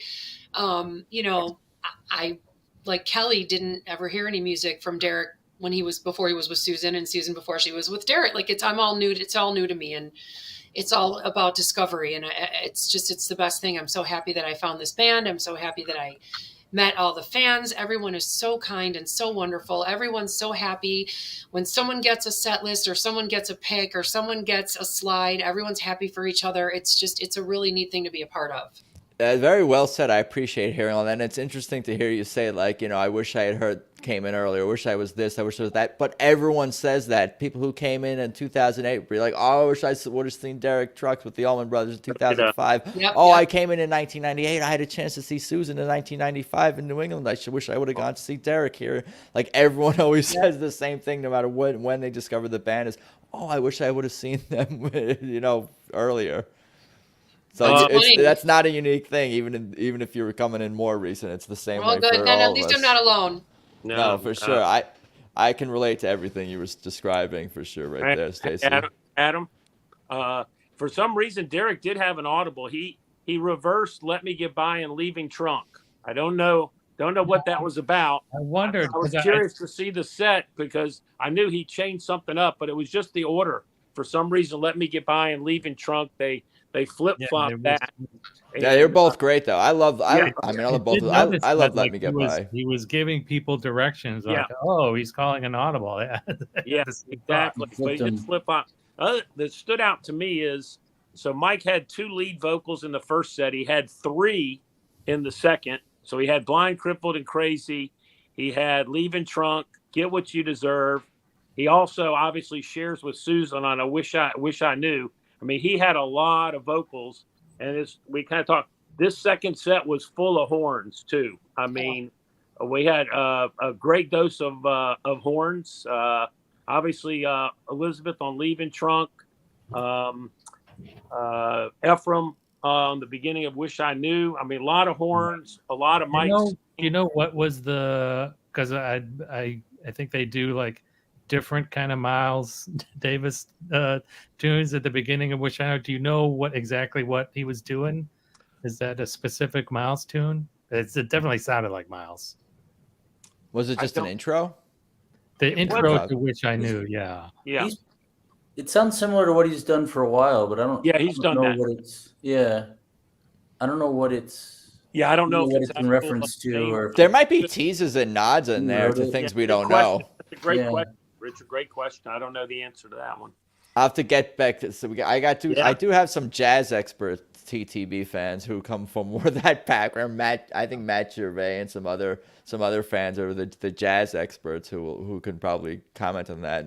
And some people can there's definitely they definitely do things within their shows that we're not going to know, giving nods to different jazz licks and riffs and things and like that. It's like such a multi-layered experience seeing this band and listening to them, and one is constantly learning and being exposed to new music along the way, which is super cool. A lot of horns on Let's Go Get Stoned too. I didn't hear the final 3 songs, so I'll just mention that. Elizabeth on the trombone went off. She did some stuff with that thing. She did a solo.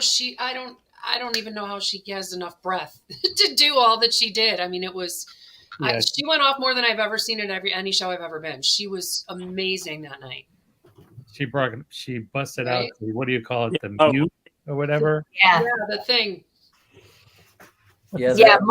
All the other genres of music I listen to, they're all really horn heavy. Like there's horns, and if I hear horns, I'm in, right? And I've been to a lot of shows this year. I've seen nothing like that.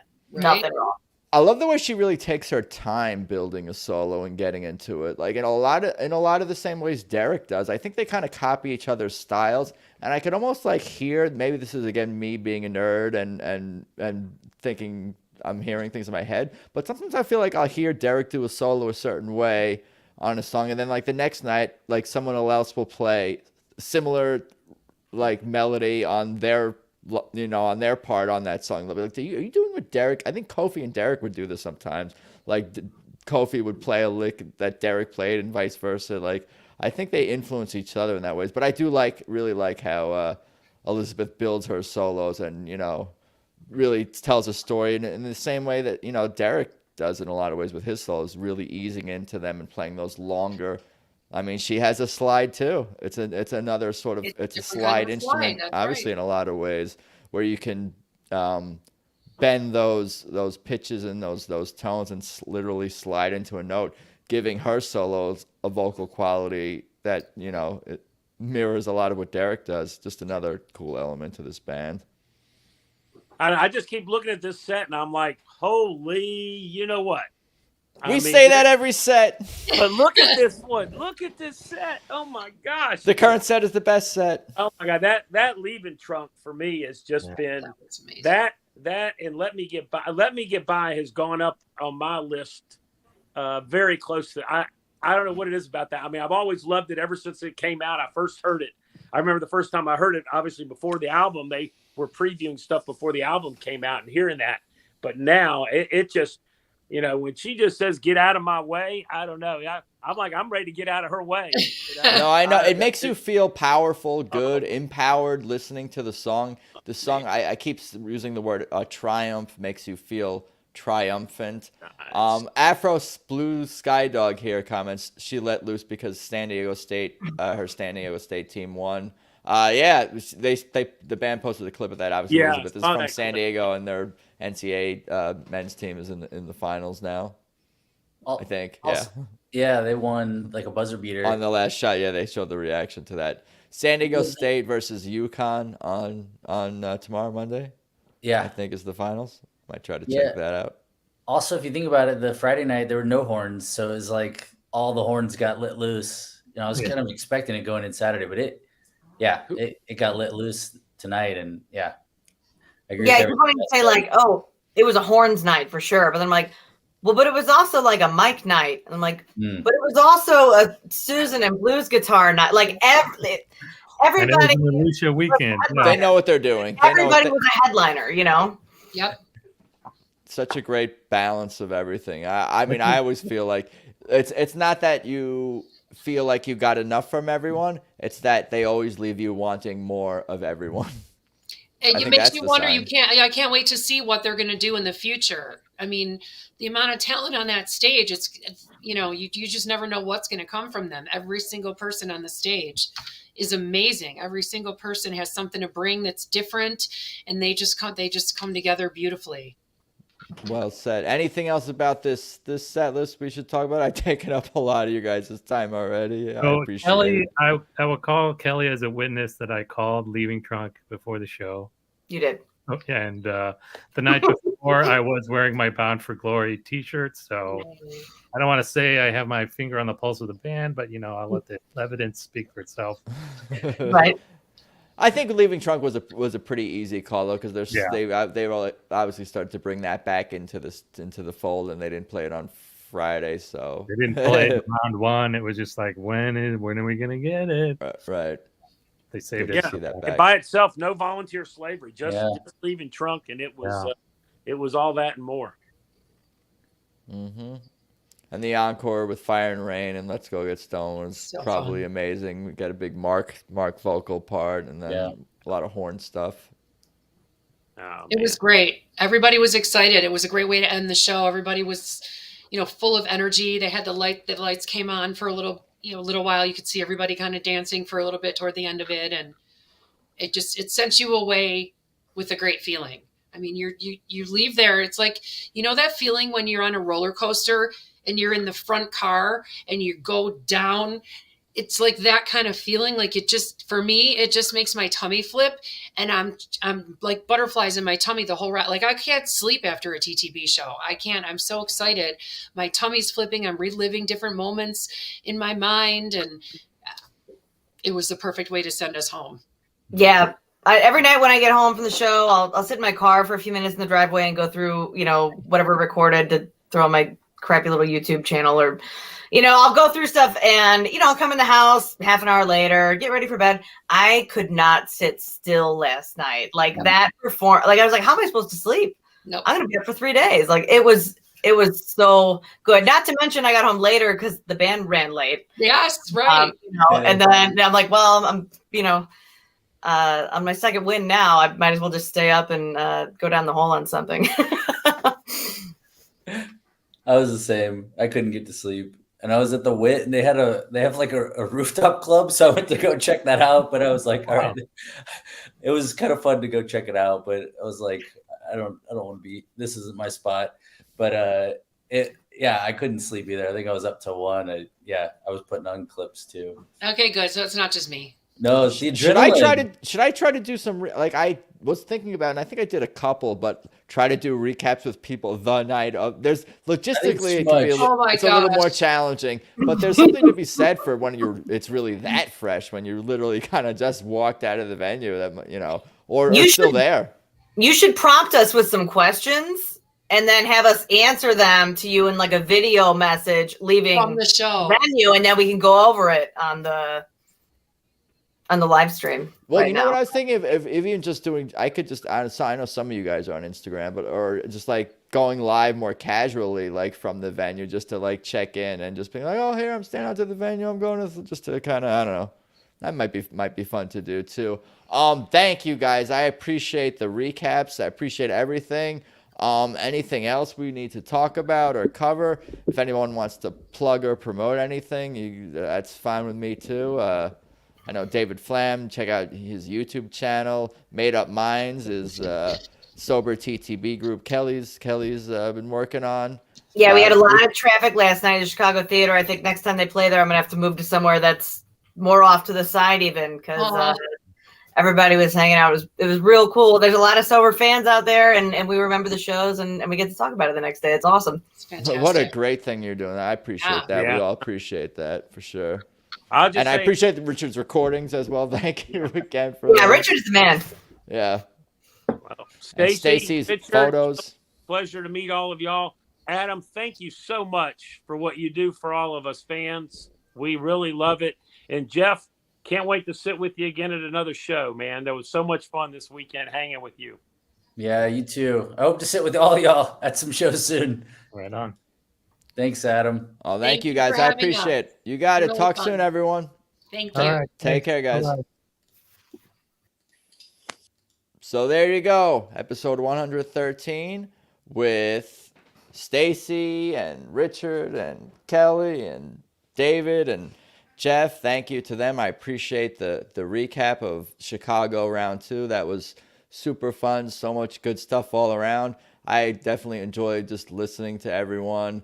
And I just feel like an idiot just smiling and nodding along like for large chunks of time at a time.